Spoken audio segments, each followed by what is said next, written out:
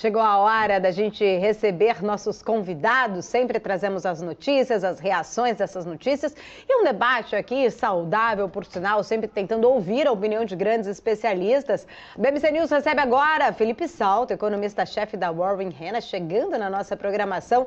Felipe, muito obrigada pela sua presença, seja sempre muito bem-vindo. Eu que agradeço, um prazer estar aqui com vocês da BMC. Obrigada. Felipe, são vários pontos aqui para a gente conversar, mas em específico eu quero começar falando um pouco mais com você sobre o estudo da Warren Hanna, né, sobre a questão do equilíbrio fiscal que só chega no biênio 2031-2032. Diferente, inclusive, das projeções do Ministério da Fazenda, que ainda afirma, né, que será possível alcançar esse déficit no ano que vem. Entender quais são os pontos de divergências, então, entre as projeções da equipe econômica do governo e as projeções de vocês. Olha, deixa eu lhe dizer, eu entendo que o arcabouço fiscal, e eu fui um dos primeiros, inclusive falei a vocês na época, é um bom projeto, né? Ele substitui o antigo teto de gastos, ele tem suas imperfeições, mas tem dois pilares importantes, um limite para as despesas e uma meta de resultado primário, que se forem observados, inclusive com os gatilhos que estão previstos para controlar a despesa, podem sim produzir uma trajetória mais benigna do ponto de vista da dívida em relação ao produto interno bruto, a dívida PIB, né? Principalmente a dívida bruta do governo geral.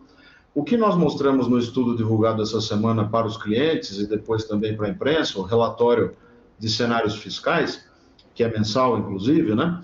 É que as projeções, nossas projeções indicam que a melhora do resultado primário, receita menos despesa sem considerar o juro, vai ser gradual, não vai ser repentina. Claro que, se o Ministério da Fazenda conseguir aquelas receitas novas com os projetos que estão em tramitação ou que ainda serão enviados para o ano que vem, você consegue um primário, um resultado um pouco melhor no ano que vem. Neste momento, não é o nosso cenário básico. Nós temos para 2023 um déficit projetado de 1,1% do PIB e para o ano que vem uma leve melhora para 0,9%. E assim vai ao longo do tempo até o final de 2031, início de 32, quando a gente conseguiria atingir o equilíbrio, né, o resultado zero. Esse é um péssimo resultado? Não. É um resultado que indica o afastamento de um quadro fiscal mais gravoso, mais pessimista, em que a dívida sobre o PIB cresce a taxas decrescentes. Para que a gente tenha claro, na ausência do arcabouço fiscal, a dívida poderia ficar superior a 100% do PIB. Na presença dele, mesmo com a meta de primário rompida, e aí vale lembrar que existem os gatilhos previstos, né? A gente pode até conversar em seguida, aí nós vamos ficar com uma dívida na casa de 90% do PIB lá em 2032. Isso desancora, pensando, né, nessa projeção, a gente, né, trazendo aí essa possibilidade realmente dele não segurar essa trajetória da dívida, mas eu queria entender, isso pode desancorar a expectativa justamente sobre o fiscal? E quais impactos, no caso, né, a gente pode acabar tendo justamente com essa desancoragem, com essa dívida chegando a este patamar? Olha, o mercado financeiro e o próprio Banco Central estão muito atentos nas últimas semanas à chamada execução da política fiscal, muito mais do que ao desenho do arcabouço fiscal, né? Isso significa que, passada aquela fase de desconfiança em relação à nova regra proposta, agora o mercado começa a questionar se o governo será capaz de cumprir o que ele próprio está propondo, e o Congresso, né, aprovando, com as modificações, etc. Então, a discussão importante agora, que vai afetar juros, vai afetar a inflação, para prazos diferentes, curto, médio e longo prazo, é sobre a capacidade de entrega. Eu entendo nesse momento, meu cenário base aqui na Warren Hanna, é de que nós vamos sim conseguir ter um quadro de equilíbrio fiscal, ainda que demore um pouco mais do que o desejado. Eu sempre costumo brincar que se fosse eu, e eu estudo isso há 16 anos, eu faria um ajuste fiscal mais focado do lado da despesa e mais rápido. Mas não é o que esse governo está propondo. Para acelerar o ajuste, ele quer medidas do lado da receita. Tudo bem, é uma escolha legítima, que tem lá os seus custos e efeitos também sobre a atividade econômica, mas ela é difícil de ser feita também. Tem o princípio da anterioridade anual, tributar fundos exclusivos, por exemplo, você tem que aprovar no ano anterior. Não dá para aprovar no ano que vem, senão só vai valer para 2025. A questão do CARF, que é o Tribunal do Contencioso Administrativo Federal, que precisa avançar no Senado, para que o governo possa resgatar ou ter acesso a alguns depósitos judiciais bilionários, né, de empresas como a Petrobras. Então, a discussão importante agora é essa, é sobre a execução da política fiscal. Eu não estou pessimista. Eu acho que o fiscal no Brasil está sob controle. Acho também que é importante a gente voltar um pouco as atenções para o cenário externo, né? Nós estamos vendo uma movimentação de placas tectônicas, seja na China, Estados Unidos ou mesmo Europa, que é preciso ter muita atenção. O efeito disso sobre as treasuries, os juros dos títulos americanos e como isso vai afetar o diferencial de juros externo e interno, que nós sabemos bem que afeta muito a taxa de câmbio dólar real e, mais do que isso, a inflação. Felipe, muito bom dia para você. É Felipe Nascimento que está falando agora. Eu queria só voltar naquela sua primeira resposta que você falou. A gente pode discutir um pouco e apresentar observações e percepções a respeito dos gatilhos, né, do arcabouço fiscal. Na sua visão, os gatilhos que foram colocados, eles são suficientes para impedir esse avanço das despesas e avanço e crescimento das despesas sem a fonte de receita? Os gatilhos que foram colocados, até de alguma certa responsabilização, eles são suficientes e necessários? Como que está a sua visão a respeito disso? Eu queria entender um pouco melhor essa percepção que você comentou. Deixa eu lhe dizer, uma coisa importante. Não existe regra fiscal perfeita, né? Eu costumo dizer, desde que eu estava na instituição fiscal independente, que o Brasil é pródigo em criar regra fiscal. A gente é bom de escrever uma lei, mas na hora de cumprir, aí a coisa começa a complicar. Lei de responsabilidade fiscal, se tivesse sido cumprida à risca desde maio de 2000, nós estávamos em outro Brasil. Estávamos num Brasil muito mais próspero, provavelmente já com uma dívida muito mais bem controlada e a situação fiscal superada. O problema é que a gente, quando a coisa aperta, começa a cair naquela tentação, como Ulisses, né? Cai na tentação do canto da sereia, se não amarra bem as mãos ao mastro do navio, de fazer contabilidade criativa, subterfúgios aqui e acolá. Esse é o risco que precisa ser evitado. Eu entendo que os gatilhos que foram propostos no arcabouço são bons, porque eles são de duas naturezas. Primeiro, a regra de limite de gastos do arcabouço prevê que o limite de gastos poderá crescer pela variação real passada da receita líquida de transferências a estados e municípios acumulada em 12 meses até junho, multiplicada por 70%. Se você descumpre a meta de primário, esse 70 cai para 50, mas essa sanção valerá para T mais 2, quer dizer, para 2 anos à frente, e não para 1 ano à frente em relação ao ano de descumprimento. A outra questão, o outro gatilho, é um conjunto de medidas que estão previstas no artigo 167A da Constituição, que vem lá da PEC emergencial, que redundou na emenda 109, medida essa da lavra do ministro Paulo Guedes, vale lembrar, né? E esses 10 gatilhos são, sim, importantes, porque se eles forem acionados, e aí eles já valem para T mais 1, né, o que você tem é a proibição para qualquer tipo de medida que aumente a despesa em termos reais. Só 2 medidas é que ainda ficariam para um segundo momento, que é a proibição de reajustes salariais e concursos públicos. Mas contratação de comissionados, reestruturação de carreiras, outros tipos de concessão de auxílios, vantagens, etc., tudo isso fica já proibido caso a meta de primário seja rompida. É por essa razão, e por isso que eu não acho que os gatilhos são frouxos, não.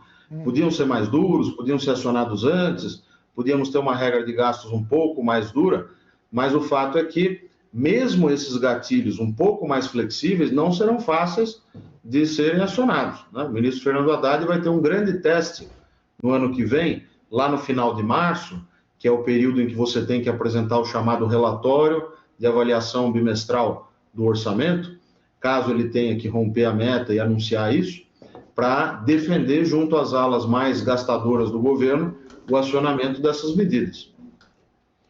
Felipe, você comentou, né, que existem várias visões, várias perspectivas que poderiam ter sido adotadas nesse arcabouço fiscal e em várias outras propostas a gente vê que sempre há uma discussão que não necessariamente existe um consenso. O governo e o Congresso acabaram optando em fazer essas medidas por parte das receitas, né? E aí a gente tem visto uma série de projeções, né? Ministério da Fazenda. Ontem mesmo o próprio líder do governo falou que se todas essas medidas de saneamento financeiro forem colocadas em prática, talvez haja ali um espaço de mais de 200 bilhões de reais. A conta do mercado, só a título de curiosidade, em uma delas do CARF, que o governo acredita 50, 60 bilhões, tem banco projetando ali 10, 11 bilhões, uma diferença muito grande. Como que está a sua percepção a respeito dessa discrepância, né? O governo ele tem o espaço para conseguir esses recursos por meio dessas medidas saneadoras ou está superestimado esse recurso que pode vir a entrar no cofre público? Excelente pergunta, porque uma coisa é você fazer a conta no papel, né? Tem aquela frase que advogado adora falar, que papel aceita tudo. Vale também para o economista, porque eu posso fazer uma conta aqui agora, olha, 30 bilhões da Petrobras com a aprovação da lei do CARF, mais 10 bilhões de juros sobre capital próprio, com o fim eventual do juros sobre capital próprio, mais 12 bilhões de fundos exclusivos no primeiro ano, porque no segundo vai ser menor o fluxo, né? Você não vai ter todo aquele estoque do rendimento acumulado para tributar, e assim por diante. Agora, o Congresso está disposto a aprovar? O presidente Arthur Lira, corretamente, a meu ver, já colocou sobre a mesa uma questão nova. Olha, ele disse que é hora de discutir o lado da despesa, reforma administrativa, por exemplo. O governo não fala uma palavra sobre isso. É só o lado da receita, só o lado da receita. Então, o esforço vai ser hercúleo para conseguir aprovar tudo isso. Acho que uma parte disso aprova sim. Uma parte já está endereçado. Por exemplo, preços de transferência, que para quem está nos ouvindo, quando você exporta um produto para uma subsidiária sua ou uma empresa correlata em outro país, pode haver o caso de elisão fiscal, né? Você subestima o preço para recolher menos imposto. Agora, com a lei que já foi aprovada, derivada de uma medida provisória recentemente, que vem ainda do final do governo anterior, o governo vai ter a possibilidade de arbitrar esses preços de transferência com base na evolução dos preços de mercado. Isso é positivo, porque pode ter um ganho arrecadatório. E é tudo pode, né? Pode ter, pode ter. Isso é fundamental a gente destacar nesse ponto, nisso. Eu tive recentemente com o secretário Robson Barreirinhas, da Receita Federal, disse a ele, é preciso ter mais transparência nisso. Nós, especialistas aqui do mercado financeiro, não só na Warren, mas em outras casas, né? Você tem vários especialistas. O que nós precisamos? Ter dados para fazer as contas. Porque o ministro Fernando Haddad, não há por que não acreditar, ele está de fato imbuído desse objetivo de aumentar a arrecadação. Agora, vai chegar nos 150 bi ou nos 200 bi? Isso a gente só pode responder quando a gente tiver informações suficientes, inclusive estimativas, notas técnicas, metodológicas, que só a Receita Federal pode fornecer. E eu dou o testemunho, fiquei 8 anos quase em Brasília, principalmente sob o guarda-chuva da Instituição Fiscal Independente, e sei da qualidade, né, do trabalho que se faz lá na Receita Federal. Então, precisa começar a ter mais transparência nesses dados, já que o modelo de ajuste fiscal do atual governo é mormente fundamentado no lado da arrecadação. Então, assim como o Tesouro, nos últimos 10 anos, aumentou bastante a transparência, os dados fornecidos, cito o portal do Tesouro Transparente, mesmo o portal do CIAF gerencial, que é um tanto restrito, mas já ampliou, de algum modo, o acesso para determinados players, né? Ou mesmo o Siga Brasil, do Senado Federal, que reproduz o CIAF, a Receita tem que avançar também. Não dá para sentar em cima das informações e daí querer que a gente acredite, olha, vamos tirar 200 bilhões da cartola. Não estou dizendo que é isso, né? Estou exagerando, mas quanto mais informação a gente tiver, mais crível pode ficar essa conta que vem sendo oficialmente ou noticiosamente veiculada. Felipe, Felipe, pegando o gancho, né, do nosso IPCA 15 de hoje, que veio inclusive acima ali das estimativas, a gente tem visto, até o próprio Roberto Campos Neto nesta semana ele falou, né, que a luta contra a inflação não está ganha. Quando a gente olha aí, né, os dados do IPCA 15, traz uma preocupação em relação a gente ter uma desancoragem da inflação. A gente estava falando agora há pouco de uma desancoragem do fiscal e ele mesmo tinha dito recentemente ali numa desancoragem gêmea, né, usando essa possibilidade de desancorar a inflação com o mesmo tempo uma desancoragem do fiscal por não ter aí possibilidade de repente de conseguir de fato entregar esse déficit zero como a equipe econômica vem planejando para o ano que vem. Você acha que de alguma forma isso, né, pode até influenciar a trajetória do afrouxamento monetário do Banco Central? Sem dúvida é uma preocupação. Quer dizer, nós estamos com um Banco Central que considera, como sempre, expectativas e dados realizados. Eu brinco que o economista, quando recebe o certificado da graduação, não recebe junto, infelizmente, uma bola de cristal. Só que a gente aprende na graduação, no mestrado, etc., há algumas técnicas de econometria, de estatística, que nos ajudam a olhar para o passado e tentar antever o futuro. O Banco Central faz a mesma coisa, com o mundo de informações que ele tem e com uma burocracia técnica muito qualificada. Agora, há risco de uma desancoragem de expectativas? No caso do fiscal, eu não vejo isso nesse momento. Acho que a gente tem que acompanhar com cuidado, mas é preciso lembrar sempre que o arcabouço fiscal, ele mudou a lei de responsabilidade fiscal num ponto essencial. Antes, qualquer presidente, na iminência de romper a meta de resultado primário, fazia o quê? Mandava um projeto de lei ao Congresso, modificava a lei, modificava a meta, fixada na lei de diretrizes orçamentárias, que é anual, e aí cumpria a meta modificada, porque ele não podia romper, era proibido romper. Agora, você tem um mecanismo no arcabouço que permite romper, mas você tem aquelas duas sanções que nós comentávamos. Então, o grande teste não é apenas se ele vai conseguir as receitas. Claro que será muito bom se ele zerar o déficit no ano que vem, ou ficar no limite inferior de 0,25, mas se ele conseguir reduzir, por exemplo, pela metade, de 1,1 para 0,55 ou 0,6, já terá sido um grande avanço, mesmo que ele tenha que incorrer nos gatilhos. E eu vejo hoje o Ministério da Fazenda imbuído desse esforço, né, de tentar reduzir o déficit primário. Isso é muito importante. É claro que nós temos que acompanhar sempre o risco de, numa eventual pressão por mudança de meta ou mudança precoce da própria lei complementar aprovada, né, do arcabouço, a gente descambar para um cenário pessimista, mas não é hoje o meu cenário base. Quanto à inflação, não vejo também uma desancoragem, eu acho que a gente olha para a pesquisa Focus, que é o que a gente tem, e mesmo para a inflação implícita nos títulos públicos, e vê ainda um cenário sob controle. Os dois principais riscos que precisam ser acompanhados são esses que nós já comentamos do lado fiscal, mas também o risco externo, né? Nós temos que ter presente que a conta capital e financeira do nosso balanço de pagamentos é muito aberta. E a nossa taxa de câmbio, ela sobe e desce numa velocidade alucinante, né? Isso afeta a inflação. E, portanto, nós temos que ter claro que o Banco Central vai acompanhar tudo isso. O presidente Roberto Campos Neto, que é qualificadíssimo, né? E vai estar conosco, inclusive, no dia 28 de agosto, no evento que a Warren fará agora, né, na segunda-feira, ele tem corretamente chamado a atenção para dizer, olha, inflação é uma coisa que a gente tem que estar sempre vigilante. E ele está correto. Felipe, você citou agora e nas últimas respostas também a respeito dessa movimentação interna e externa. Eu achei até interessante e intrigante você falar esse movimento das placas tectônicas, né? China, Estados Unidos, Europa, vários outros países. E a gente fica sempre se questionando aqui, né? Pelo menos nos últimos tempos, a gente falou, poxa, o arcabouço fiscal acabou dando um ânimo para o mercado financeiro, sendo que, na verdade, talvez esse ânimo tenha vindo mais pela melhora no ambiente externo, ou uma, talvez não melhora, mas não tão ruim, não uma piora do ambiente externo que acabou puxando nosso mercado, acabou fechando um pouco a curva de juro, enfim.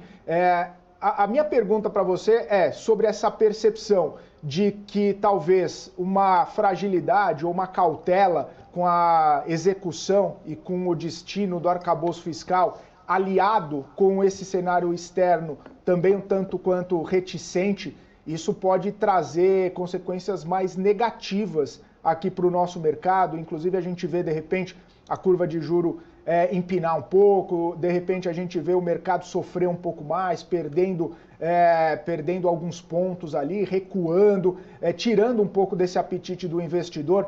Você acredita que se tiver essa conjunção de fatores, né, já que a gente ainda tem muita coisa para entregar em Brasília aqui nesse ano, e o cenário externo não dando uma melhorada, a gente pode ter um movimento um pouco mais contundente, né, de desânimo, de cautela e pessimismo por aqui?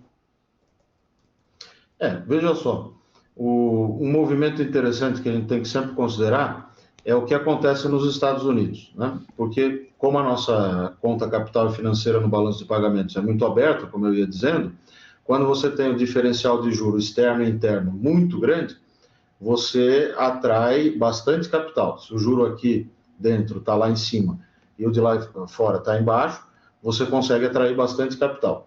O que acontece é que o Federal Reserve tem indicado uma política monetária não mais restritiva, mas talvez mais preocupada com o que vem acontecendo no lado fiscal daquela economia, né?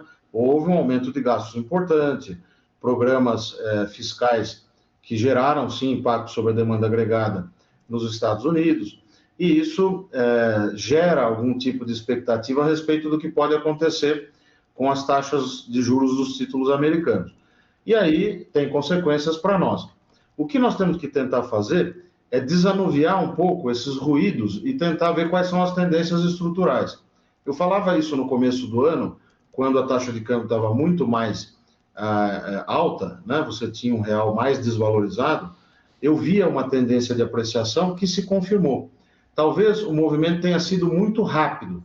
Agora a gente volta um pouco, mas eu entendo que 2, 3 meses você retoma essa tendência estrutural. Por quê? Porque os fundamentos da economia brasileira estão muito bons.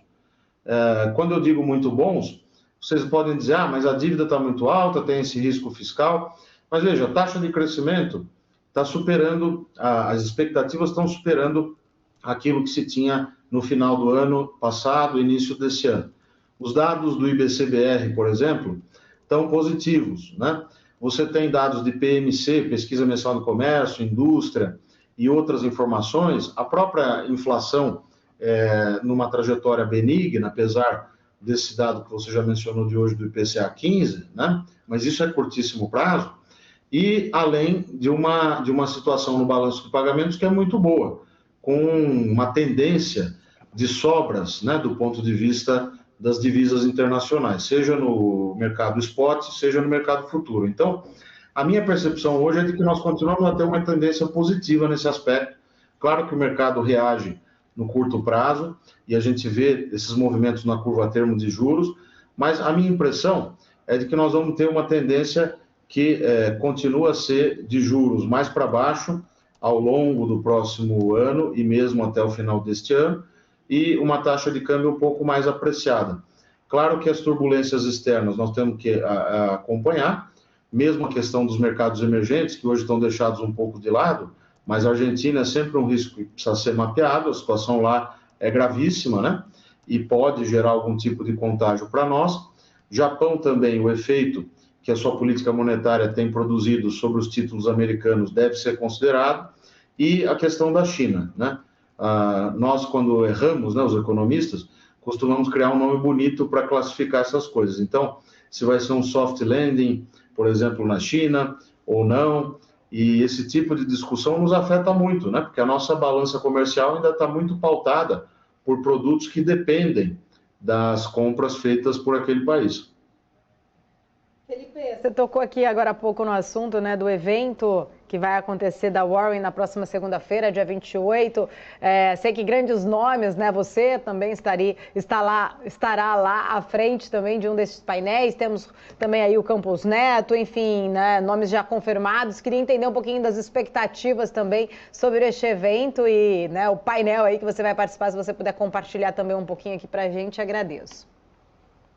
Ótimo, agradeço pela pergunta. A BMC é uma grande parceira nossa, né, da Warren, e eu acho que vai ser o evento do ano, eu diria, arriscaria dizer, porque nós vamos discutir política monetária com o presidente do Banco Central, vamos ter o Ministério do Planejamento para discutir política fiscal e às vésperas da apresentação da proposta orçamentária. Então, toda essa discussão da meta fiscal, se o arcabouço vai ser cumprido, se não vai, como vai ser o texto dessa proposta orçamentária, dado que a lei de diretrizes nem sequer foi aprovada ainda. Vamos ter um político experimentadíssimo, que é o Gilberto Kassab, foi ministro, é atualmente secretário de governo do governador Tarcísio de Freitas aqui em São Paulo, para fazer um encerramento, discutindo cenários políticos, e também 2 grandes economistas, discutindo comigo, com a Andrea Ângelo e o Sérgio Goldenstein, a nossa equipe aqui de economistas e estrategistas da Warren Rena, que são o José Roberto Mendonça de Barros, foi secretário de Política Econômica no governo Fernando Henrique Cardoso, e o Marcos Lisboa, também ex-secretário de Política Econômica. Então, acho que vai ser uma grande oportunidade para a gente debater o futuro do país, não só o curtíssimo prazo, mas as grandes questões, como eu tenho dito, que o mercado também pode colaborar, né? Qual é a perspectiva que a gente tem para os próximos anos, até o fim desse governo, por exemplo, além das discussões de curtíssimo prazo, que obviamente também vão surgir, como a questão já mencionada da meta de resultado primário, do arcabouço, a reforma tributária e a visão do Banco Central, por meio do presidente Roberto Campos Neto, a respeito da política monetária até o fim desse ano e no próximo. Maravilha, Felipe, quero agradecer você, todo o time, inclusive também da Warren, que convidou a BMC News para fazer a cobertura deste evento. Estaremos lá também acompanhando todos esses painéis. Obrigada pelo seu tempo, por estar aqui, também compartilhando todo o seu conhecimento aqui com a gente. Até breve.